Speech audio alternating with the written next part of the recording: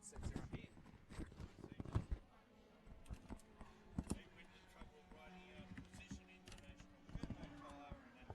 Astor Hotel, where Sports Sedans and the crew of Blendline choose to stay because we're paid.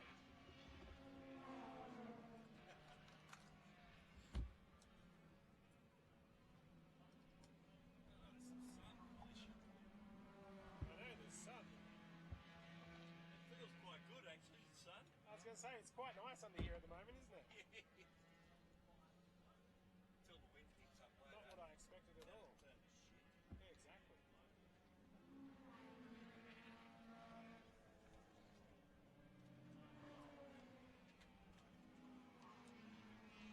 So let it play through one more time after this, and then Gary and I may as well start while they're on the dummy grid. Just Yeah, you got a camera rolling around, ain't you, Nick? We've got a camera just staring at it. So we can talk and be like, yeah, they're on the dummy grid. Look, They're on the dummy grid. Look who's You first probably on will the need to audio level a bit on the fly. Oh, okay. Where's my level? Oh shit. Yeah. That was something I was saying, because every time I jumped onto Will's headset last week, Yeah. the audio was right down. Yeah. He's so loud. He was screaming. Can you grab me my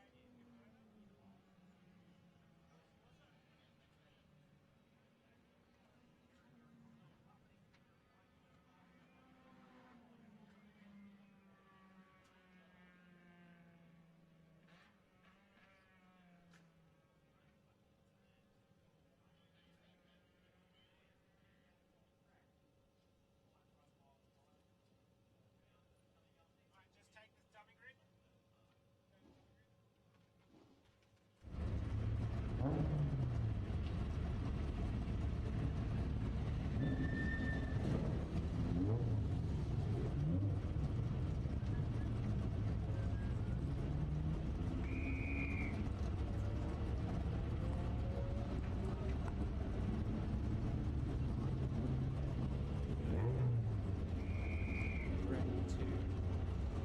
Ready to go.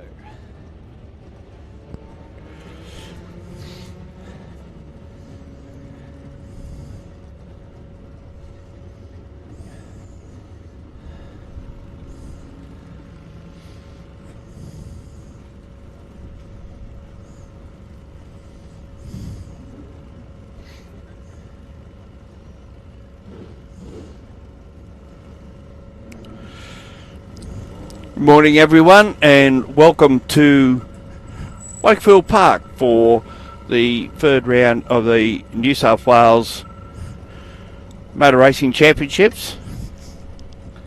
And you can see on the grid now we have the Precision International Sports Sedans ready to qualify, along with the Kumho New South Wales Sports Sedan Championship, all brought to you on this occasion by Astor Hotels. And joining me in commentary for this one will be Daniel Beckensale. Dan, these cars are just about...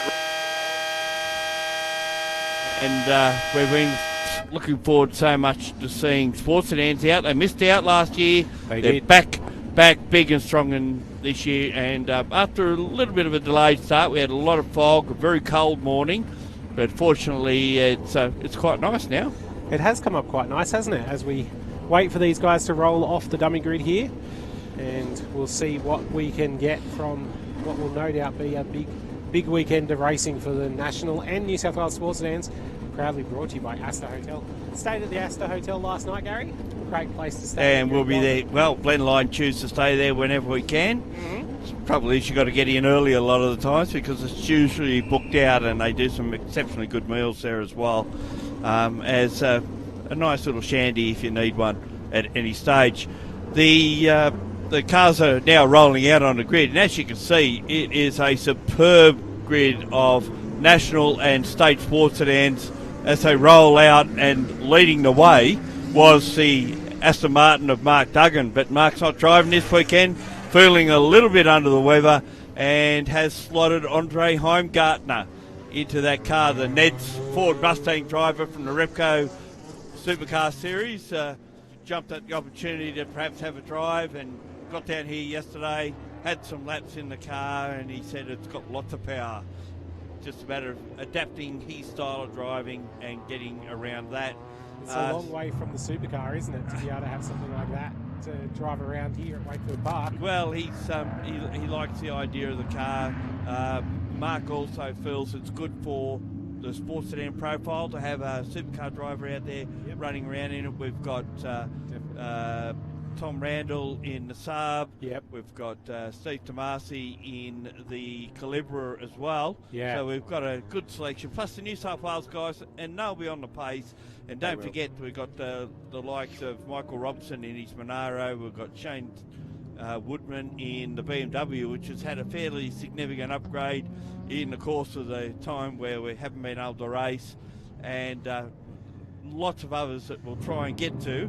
It's a 27-odd car field. Unfortunately, we haven't got the John Goulet Audi this weekend. Unfortunately, that car lost an engine in the build-up to this meeting, so George Caruso won't get the drive this one, but we're hearing that they certainly be back for the next round, which is at Morgan Park in late June.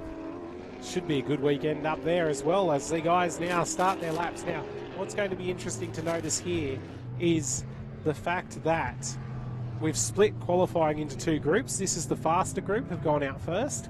Then we'll have the guys who probably aren't going to be in the top positions of the field. Well, we've also got the session short because of the fog earlier. I dare say we won't have a lunch break either, as the races will probably get trimmed a little bit.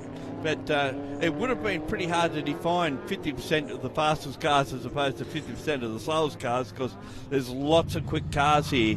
And as we go through them, you know, we've got Shane Bradford in the Chev Camaro, the Trans Am car, Andrew Brown also in a Camaro Trans Am car, Stuart Inwood in his Corvette Trans Am car, Colin Smith, of course, down from Queensland and Monaro. They'd be feeling the temperature down here today. It is quite cold. Tim Triton in the Prelude. This car has a big history. It's been around a long time. Billy Chetton, of course, been doing some upgrades to his car. He'll be doing some time. It's good to see Simon Copping back in the former supercar Commodore, one of the last cars built by Perkins Engineering, if not the last one. Of course, we can't forget Brad Shields in Joe Sed's refurbished Fiat 124 rotary turbo, 13B now. Ooh. As opposed to 20B. Heimgartner off at the fishhook on his run down the hill, so he's put in a fast time already, and he's trying to push on with it, and unfortunately for him, he's just slipped a little bit wide, and that has seen him drop wheels off into the dirt. And that's not what you need to be doing. It's only a short session as well, 15 minutes. We had a big delay here this morning, fog over the circuit. It's probably left a little bit of dew on the grass as well at this point, so he might not be too happy with that. Well, talking to some of the Supersports guys, they were saying the track was surprisingly dry. We thought it to be a very heavy dew, and it hasn't turned out that way, and the track is quite dry. And now Heimgartner, as you alluded to, did have the fastest time, but it was the first fast lap and already been trumped by Tom Randall with a 58.8. They're looking at around about a low 57 would be record pace around here. Yep. Getting into a 56 would be something they would look to be doing. Spoke to Dean Randall as well. He suspected this car should be the quickest one out there now with Andre at the wheel, but let's just wait and see. But he said they've only made a couple of minor little changes to it to suit his driving style. They're quite happy with it, and let's see what he's just gone through now and gone to the top with a 57.0. So well and truly on fast pace here. We know Brad Shields has done a 58 dead in the Fiat, so we know that car will be quick. Ooh. And that's Steve Tomasi having a real shot at it as he goes out of turn 2 and heads up the hill.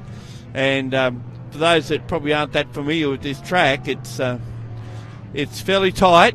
Yep.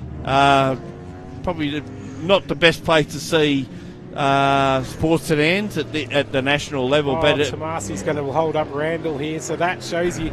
Now, imagine if we had have had the full field of 20-odd on the track at once. 27 Yeah. that are entered. The only car not out there at the moment is Nick Smith in the SR20 turbo-engined Mazda RX-7. Fortunately, they did had a drive breakage yesterday, or a massive shudder in it, so they're busy changing that over. But he did say that he should be back for race 1, and they've had nothing but bad luck with that car, with little things going wrong for it at the wrong time. So just watching go. Randall's now also into the 57s. 57.00 as opposed to a 57.08. 8 hundredths of a second between first and second. So it's on between these two. Tomasi's third. Shields is in fourth. Steve Lacey fifth. Shane Bradford in sixth. Scott Cameron in seventh. Tim Triton in eighth. Robertson's now just moved up to position 6. Andy Brown, of course, in the Camaros in 10th. Colin Smith in 11th. And, you know, to see the likes of Shane Woodman back in 12th position, you think, wow, you know, that car's a top 5 car. Yeah. Randall's on the top by 0.08 of a second, which is absolutely nothing.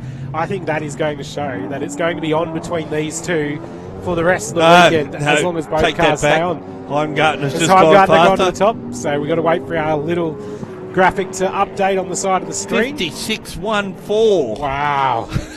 That is impressive. Holy moly. That's a huge result.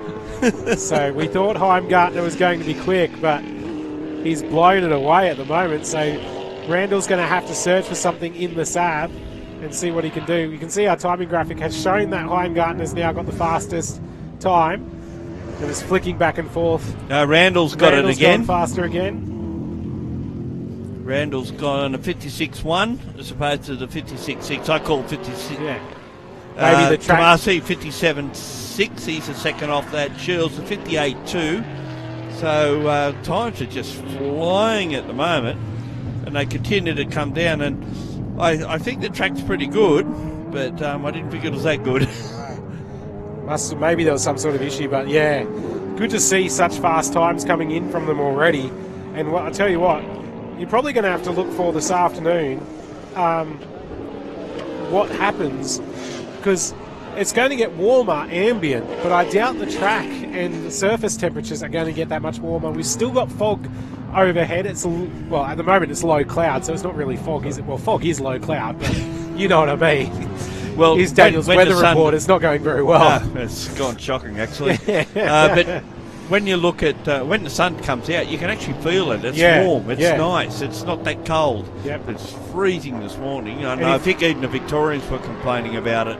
Yep. We blamed them for bringing the weather here in the first place, but I don't think that sat very well. They said, I haven't had it this cold in Melbourne, so they're sticking with that. So at the moment, it's Randall quickest on a low 56, followed by Heimgartner, also in a mid 56. Then it's Tomasi 57, Shields, Lacey 5th, Robson 6th, Bradford 7th, Triton in 8th, Cameron in 9th, and Colin Smith in 10th. So we've got a couple of Smiths running, one not at the moment.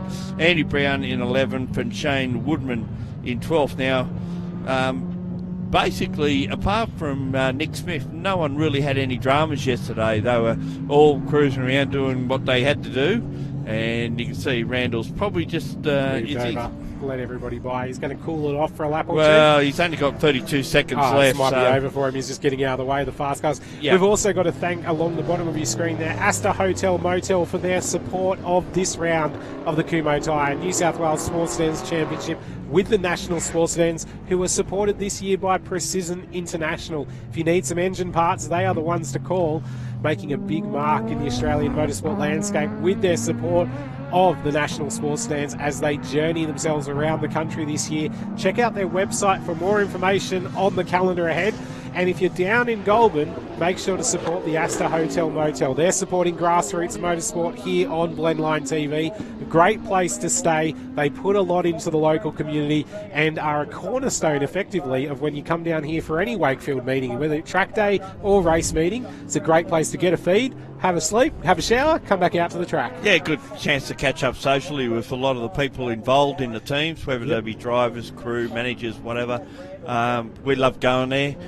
Certainly a highlight of the Saturday night, the interlude between qualifying race one and, of course, the second and third races tomorrow. And also, if you're in the area, come out to the racetrack, because these cars are awesome. Buy a ticket, get on down the Hume. Tomorrow there'll be 2 races. You'll have an hour endurance for production cars.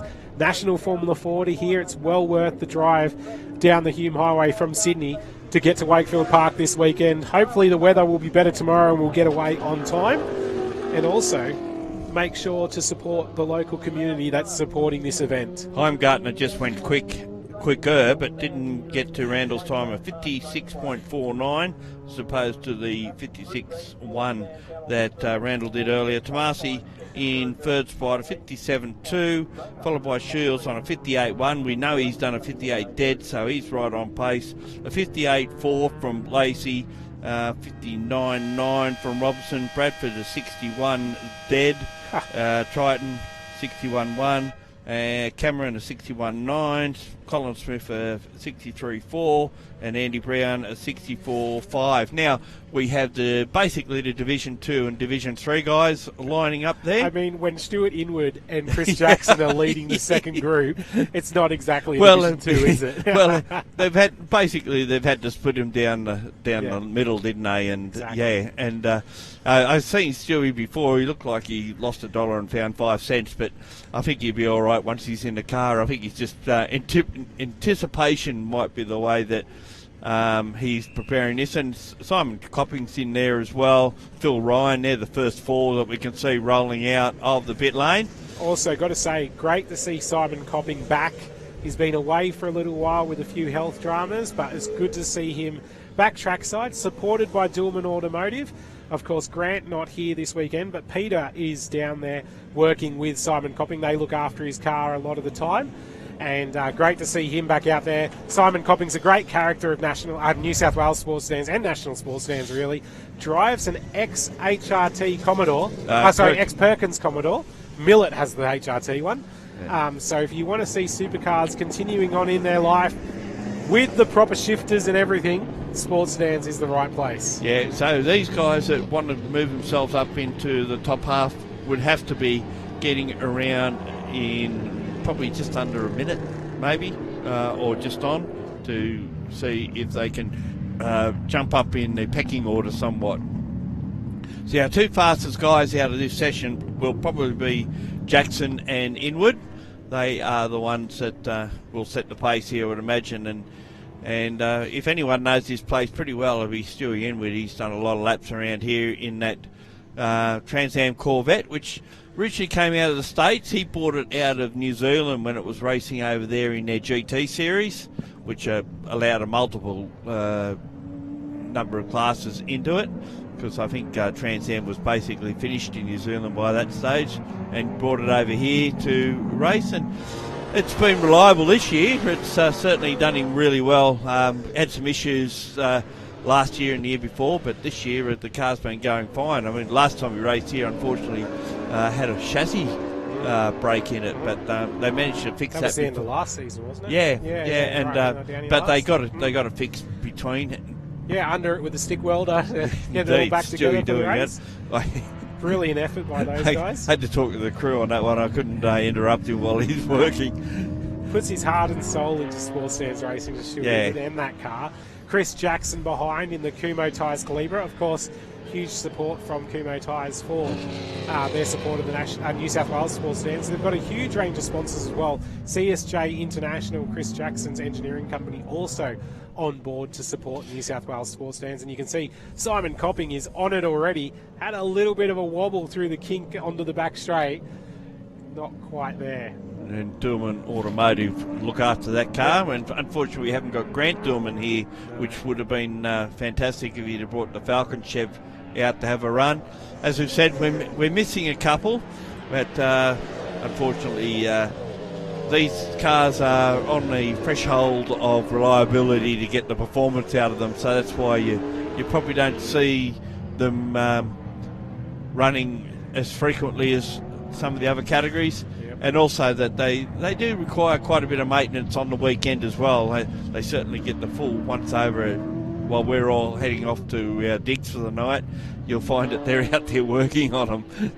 So they get in later. Copping being held up here by Inwood down the hill. So Inwood isn't on a hot lap yet. Copping was pushing hard, and he's had to ease up to be able to sit in behind Inwood. He may be better off just to drop back here by a couple of seconds, I'd have to think. The industry car... Well, it depends if Stewie's getting a blue flag, you might have to let him go. Oh, He's going to let him go. Sending it in qualifying. That's a warm-up for what's going to be coming in the race. Yeah, well, with the reduced time for the sessions, you can't afford to muck around. You've got to get straight into it. Well, these two are going to start racing here because Inwood is now into it, and he'll want to be able to clear Copping as they make the run up the hill. Well, I would imagine their times would be fairly similar anyway, given that it's an ex-supercar up against a Trans Am car, and actually Copping just moving a little bit away from him out of turn 2 to head up to turn 3. At the moment, Copping does have the fastest time, 63.4 ahead. Well, it's actually Daniel Nolan in Mazda RX-7 has topped him. He's done a 63.4 as well. So that car has not run previously in sports sedans, I don't think. But you'll see some other Commodores out there that are basically a step up from improved production, I guess. They're running sleeks, and they have some. They're in Division 3, and they have some great dices there. There's 3 of them here this weekend, I think. Yep. So they'll have some good dices. There's Rod Moynihan, Graham Smith. Yep. The other one was an ex. Just trying to find out where he is on there. Pillars. Yes, that's Josh the one. Pillars in the other Commodore. Yep. As we bring a Division 2 car onto screen, that's the That's Division 3 as well. Is he Division 3? Yeah, Theo Camburas is Division 3. Of course, New South Wales sports sedans run their divisions based off time, not off type of car. That's which right, sometimes gets a little confusing because they will shift division in the year if they're doing better than expected. So it's almost like, in some regards, racing irregularity within the race. You've got to make sure you're not breaking out of a time that keeps you in the division. I think once they stick the helmet on, they're all going as fast as they possibly can, to be yeah, honest. Yeah. And Theo's, that car is a space train car running in Division 3, and its opposition, like for instance the cars in the background, the Silver Commodore, that's a chassis car. Yep. And those Commodores that run in Division 3, apart from that one, are all chassis cars. And they've got John Spiteri racing there as well. You might remember, if you watched on Blendline, that involved in a little bit of a contretemps at Sydney Motorsport Park Race 3 not that long ago with Nick Smith. Going into turn 1, there was a slight contact. I don't know who you're playing. Each other. Graham and Nick, yeah. Not related, both Smiths managed to make contact. They probably know each other a lot better now, though. And then it was all kicking off at the start of that race, wasn't it? We had about 3 different groups having their own little battles. Spiteri, of course, they race that car across IPRA and sports sedans all weekend, so they're constantly changing setup, bolting different tyres on, as it looks like Smith had a big slide. Was that Monahan? I think that's Monahan, actually. Had a big slide in the back of shot. Yeah, there's 2 white Commodores. One's got a red front splitter on it, and the other one doesn't. Then there's silver one. The fun thing about those 2 white Commodores of Monahan and Smith is, silver and white, of Monahan and Smith, is they actually will pool purchase bids for their cars. So they'll save up together and get a group deal buy. 2 for 1. That's how they both updated their body kit at the same time. I was talking to them in the pits. It was a fantastic story of, like, they worked together to be able to buy 2 lots of the body package, got a better deal because they were buying it together, and then both cars look exactly the same. So it doesn't help us, but it helps them. Well, a couple of seasons ago, we had the 2 white cars, the Bullis and that one there we see in the front of the screen. They were both white without the red on the front of that one. Yeah. So they were very hard to pick apart. But now we've got the red front on one of them, and the other car's silver anyway. So that's the trouble with being in the second group that you're going to get traffic. So Inwood's done a best lap of a 1:01, which will probably put them about 10th to 15th. In Yeah, the race Shane Bradford did a 1:01, so he was about 9th, I think, in that first session. Somewhere in that region. So he's around 9th, 10th. So we might have 2 Trans Am cars lined up together. And going back to Bradford's car, that car runs in Hot Wheels colours, the colours that was originally raced in America in when it was built by Riley and Scott. It's back a beautiful looking piece in 1998, if memory serves me right. So it's been around quite a while. This one's a newer build, obviously. So if you want to see some very, very cool cars and have access to them, it's a great weekend to get to Wakefield Park for the National and New South Wales Sports Sedans. Of course, there's plenty of access. Once you're in the compound, you get pit lane access. You get access to the hill to be able to see the full circuit at Turn 1. You can go up the very top of the hill and look down on the whole complex. So once you're in, everywhere is all access. It's $25 for Sunday. Tickets can be purchased online. I don't know if you can buy them at the gate. I think they have to be online. You can buy at the gate. So make sure to get down here and see some sports stands. We've got some brilliant fields, and you're going to be wanting to be up against the fence when the guys start this race later on this afternoon. I only say that because it says purchase tickets here. Yeah, when I was coming in this morning. That helps, doesn't it? Yeah. And the team here have put on a fantastic effort to make sure that this place is presented as brilliantly as possible.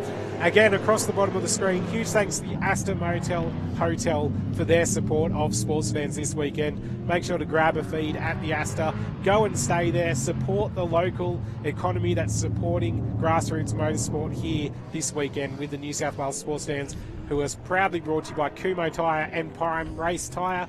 And then you've got Precision International, who look after national sports sedans, who will be doing the trek around the nation this year. You'll be able to see them in plenty of different places, so check out their website. No doubt tuning in will be Darren Smith as well, a lover of sports sedans, who will not be able to contain himself with wanting to get trackside for them later in the year. The Gods of Thunder, as a checkered flag comes out on this one. It's Stuart Inwood who was fastest on a 60.7. Simon Copping second fastest, 60.9. 0.2 of a second there. Chris Jackson third fastest and a 61.3. And it's Daniel Nolan at 61.4. Phil Ryan at 63.3. Then it's Harwood on a 64.1. Cambulis on a 64.6. Spiteri on a 64.7, so it's close there. Moynihan on a 65. Graham Smith on a 65.9. Josh Pillars on a 67.5. And David Aiken at Kumho Tyre, man, rounds out on field. He's obviously had a few dramas. Only did a 126 so in a BMW with a LS engine in it. There's a bit of a special thing later on. We'll have Paul Boschert joining us in the commentary box to go through race 1. The Canberra native usually runs a big red Corvette, which has a massive following and is loved. Unfortunately, like so many others, we don't have the Auto Union Audi here this weekend, and we don't have Tony Ricciardello's Alpha here this weekend. Jordan Caruso racing the Audi this year, scheduled to anyway. All Paul Boschert, all waiting for parts to come in. Yeah, that's just a little unfortunate. You think with all the layoff that wouldn't be the case, but yeah. it is turned out. We're getting stuff out to move overseas is not an easy thing, even now with COVID still hanging around us. Well, that wraps up our coverage for the Sports Sedans qualifying session. We hope you've enjoyed it here on Blendline TV. Thanks to the Astor Hotel Motel for their support this weekend. Of course, check them out and book some accommodation and support local motorsport. We're going to take a break. We'll be back shortly with some more action.